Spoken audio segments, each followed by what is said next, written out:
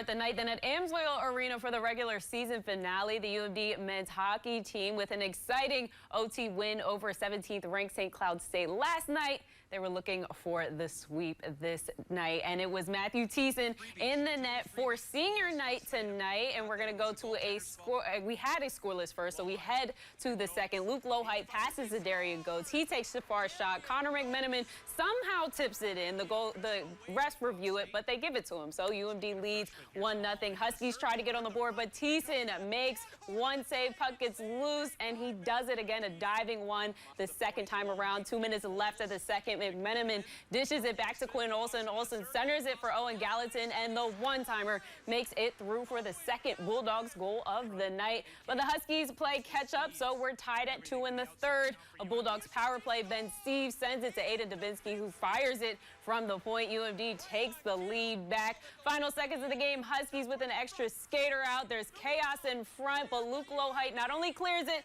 but caps off his last game at Amsoil with an empty net goal. With a 4-2 final, the Bulldogs finished the regular season with a sweep. Matthew Thiessen with a career-high 52 saves. Up next is the NCHC playoffs. Bulldogs will either head to Colorado or to Denver.